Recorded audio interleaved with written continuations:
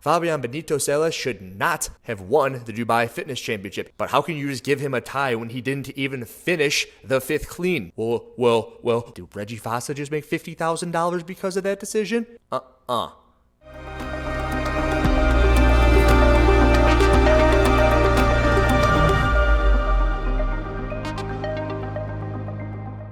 Yo, who am I? Who am I? I don't know. It's interesting, right? Because I put out a video yesterday. Something didn't feel quite right about that video. And I think it's the fact that I started it and then I ended it with, I don't know shit about fuck. I haven't watched or even taken in any of the content from the Dubai Fitness Championship. And then it ended up being something where in that comment section, I saw some people who had some things to say about those facts. To which I reached out to somebody yesterday, and then the question came back to, who am I? Who am I?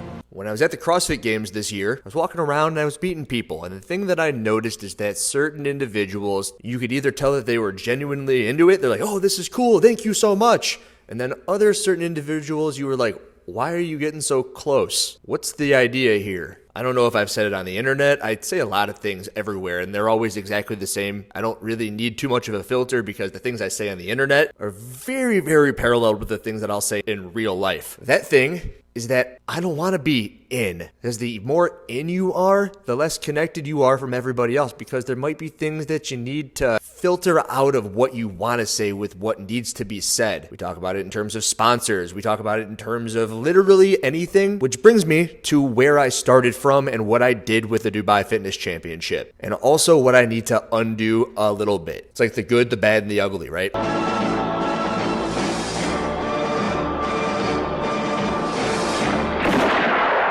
What I did is what I've always done. I look around the world through comment sections, through people who reach out to me directly, and I take that input and I let it simmer. I'm like, all right, what is there to this? The bad is that I didn't see any of it myself. And then the ugly is that I didn't do any of my due diligence, which I tend to ream people for when I eventually then put out something on my end. The somethings that I put out, which I thought was actually kind of gentle, was in relation to the false starts on that Echo bike, in relation to the lanes being a little bit too narrow. And then the topic that we're going to have to talk about today is the tiebreaker on that clean event. And I think that it's a pretty good summation of the entire thing. And actually what I've got is, first of all, how do you like this camera? It's neat, huh? Like, look at this. Yep, every single time I get a chance, there's the can of C4. Every single time. Still not sponsored, but still waiting. I pulled up a couple of clips from the Sevon podcast, which I wasn't on. And I think it might be the first time in recent memory that I haven't been on a major competition somehow, some way. That also made me feel kind of weird because I really, really, really want to be on there. It's not because I wasn't invited. I'm not in trouble. And I also said it in that video I put out yesterday. There's a lot going on, but I'm doing the video a day. Whatever, fuck me, right? So what I'm going to do is I'm going to do my due diligence and I'm going to address the topics that I brought up yesterday. I went in there and I got it straight from the horse's mouth. The horse is Brian Friend. No, this is good. As you know, he was over in Dubai. He was doing the commentary and he did a really good job. There might not be a better commentator in the space. CrossFit would be silly to not continuously bring him to events like this, although that wasn't a CrossFit event. But from having access to Brian there, you can hear a handful of the things and the critiques that people were having in the comments sections. The issue becomes if you don't know it while it's happening on the fly and you need to wait until after to get that information, you may have already lost people, which brings me to the tiebreaker. Everyone in the world has seen the tiebreaker. You may have seen it live. You may have seen it in post-production. There's a freaking video on the internet. I screen recorded it. It comes from one of the photographers at the event, videographers, puts together a very cool looking reel, which shows that Fabian Benito beat Reggie Fossa in the tiebreaker. However, you also see that he did not at all stand up that fifth clean. When you go to the Sevon podcast, you'll hear Brian Friend talking about Reggie Fossa also not standing it up all the way. Maybe he did that because he saw that he was on the move and that was kind of a moot point. Like, I'm never going to beat him. I might as well just go now. It's my only chance I get. Pretty good point. What ends up happening though, and you'll hear it right there on the Sevon podcast, I'll plug it in right here so everybody can hear it here. 4.5 reps to 5 though. 4.5 to 4 3/4. So interesting. note okay. here. Yeah. No, this is good. I think it was pretty obvious to anyone who knows what they're watching that Fabian Benito did not stand up the clean fully on the last rep of the 5-rep hang squat clean tie break. Some of the athletes brought it to the judge's attention. Some people present on site brought it to the judge's attention. That's not how a review typically works. You can only challenge, or dispute something that happened to you. And there's, room for conversation around that for sure. But in this case, there was enough input that was coming in from on site, from around the world, that I did advise the head judge that he might want to take a look at that, because it was for the event win. There is money on the line for winning events here in Dubai individually, and I thought that it might be worthwhile to take a look at that.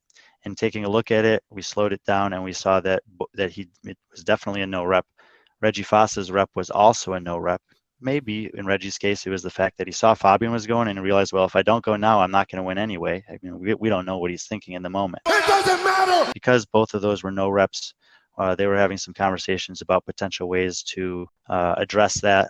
I'm not sure what the decision that was made was, but as I advised you guys before coming on the show, these are the results that are entered in here, but currently they should be considered. Is that something that has never really happened to my knowledge before? I guess it probably has. A lot of people pointed out the fact that Fabian Benito did not stand up that final rep, which is interesting because at the Zelos games, there was a judgment call made amongst the team of people on the back end that it would be impossible to offer challenges from other people in regards to somebody else or their judge or whatever ended up happening. It would only be fair for you to make a challenge on your own workout. It was basically a more intense version of the appeals process that the CrossFit Games has always had. But in this case, you see Fabian Benito not standing up. You see him finish above Reggie Fossa. You hear that maybe Reggie Fossa does so because he's trying to catch up to the guy who wants to win the event for anyway. They're tied for first place overall, worth 100 points. You fast forward to today, they're still tied for 100 points. And why is that? Also on this Evan podcast, you're going to hear Brian say that they hadn't at that point in time made a decision on what was going to happen.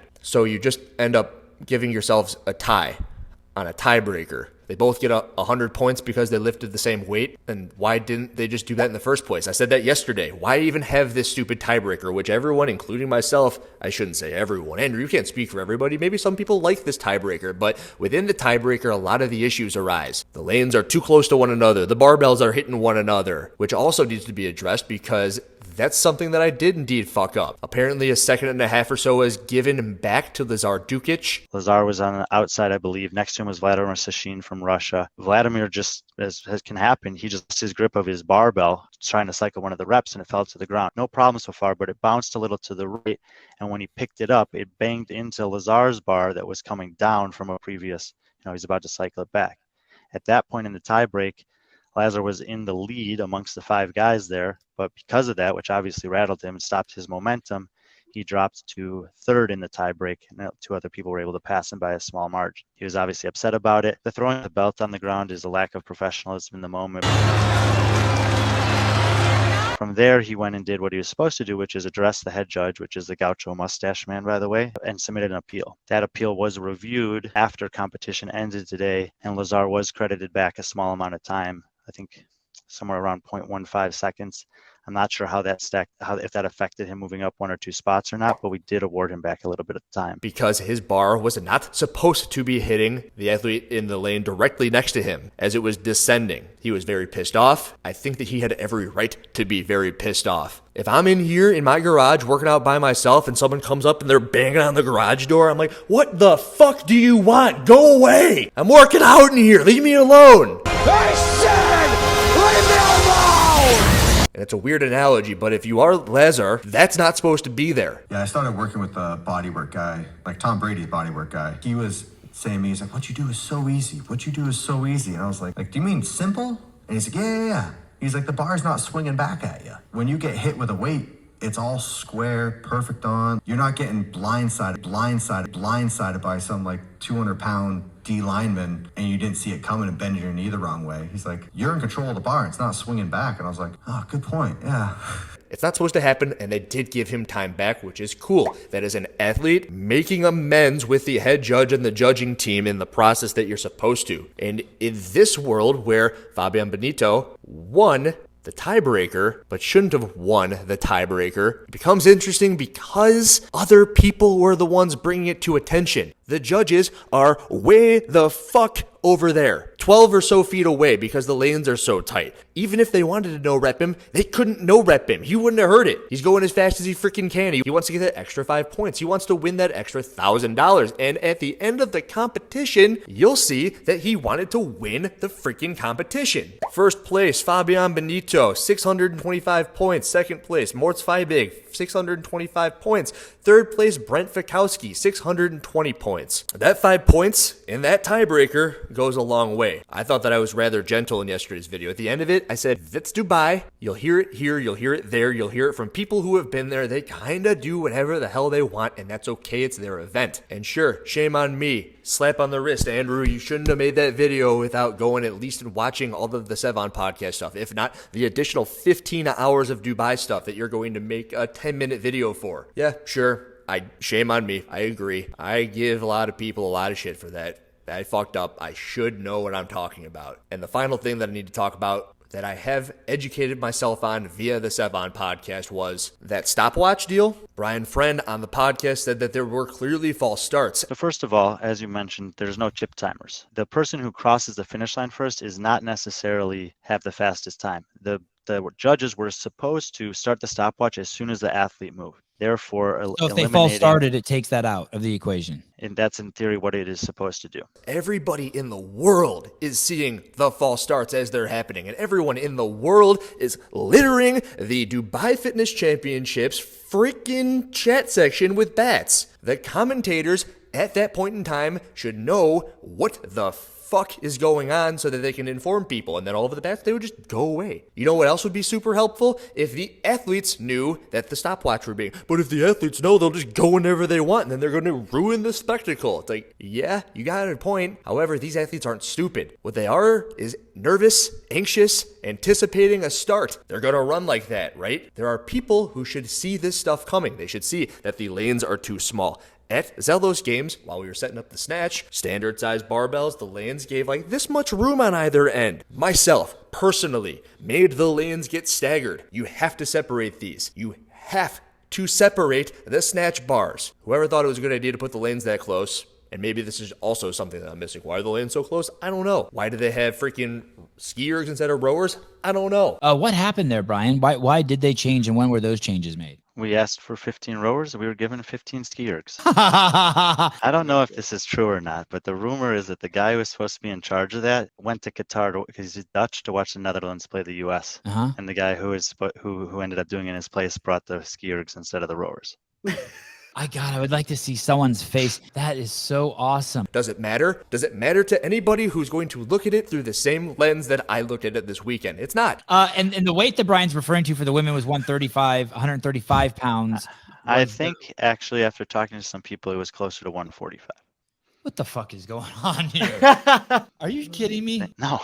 Here's the thing, people. I want you guys to stare at Brian. Like, this is a guy who's not comfortable with, like, maybe it was 145. There's this discussion if the CrossFit Games is going to get rid of the unknown and unknowable, and Dubai's like, fuck you. We got you. Even we don't know. Is every single person who wants to view a CrossFit event going to go the routes and avenues to figure out all the answers? It's like, well, I watched every event at Dubai, and then I also have to go watch a couple of hours of extra stuff to see the things that I may have missed.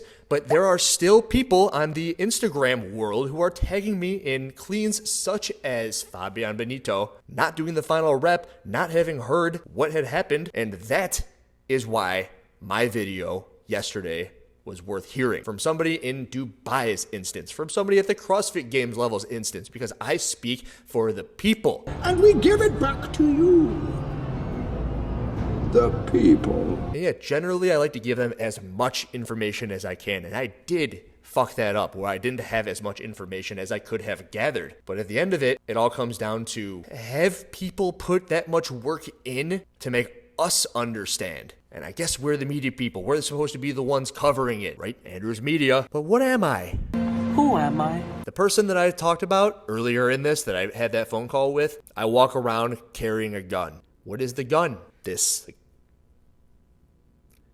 That is the gun. I put over 1,000 hours this year into this YouTube channel so that I can say the things that I think you guys want to hear. I can say the things that I think need to be heard. And if enough people hear and see those things, the people that matter, they can go change things because of it. There will never be a lane that close to somebody else ever again. The athletes will know what's going to happen in relation to those stopwatches via the athlete briefing. They just, the athletes were not told, go whenever you want and they'll start the stopwatch. But the judges were told, when the athlete leaves, you start the clock for your lane. When the athlete crosses the line, you stop the clock for your lane and you write down the time that's on your stopwatch, and that's the time we're going to go with. Dubai did a whole lot of shit really right. Number one, they paid the athletes. Number two, the freaking climb of the Burj Khalifa, what is that thing called? That might be the coolest event in any CrossFit fitness related competition ever. And it's a shame that likely 90% of people clicked onto the stream, saw something super fucked up, and signed off of the stream. That's the way people are these days. They don't want to figure out what the answers are. Is it my job to give them the answers? Is it someone's job to give me the answers so that I know and I don't have to go find them myself? Or is it my job to vocalize what it is that everybody is saying anyway on a freaking platform where maybe the CrossFit Games doesn't go through their own freaking comment section? Maybe not everybody is like the Liver King and goes and responds to everybody in their comment section. However, if a video gets 10, 20, 50,000 views, it cannot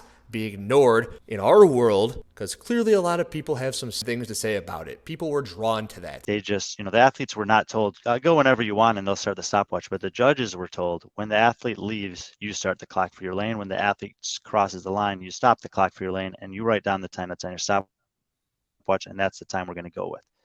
Now, it was really small margins, and so it's a little bit of human error, obviously, with the stopwatch, but it does somewhat account for what appeared to be, false starts on the broadcast. That's good. Was the Dubai Fitness Championship a shit show? It's hard to say that it wasn't. I walk around carrying a gun. I pointed it at the Dubai Fitness Championship. Maybe I should have brought a shotgun instead of a rocket launcher. I felt like I walked up with a slingshot and I threw a rock. It was like, hey, look, these bars touched. I thank you all who watch these videos. And I do apologize if yesterday I didn't do what I always say that everyone should do and know what you're talking about as you're talking about it. And I'll be better. But at the end of the day, the lane should have been wider. I really like the buttons at the finish line. You go touch the button, it's over. Maybe you put up those things that the horses have at the racetrack, the giant thing, so that the only way that you can start is when the gates open. Maybe tell the athletes that they're going to be on stopwatches. At least they know what's going on. At least we know what's going on.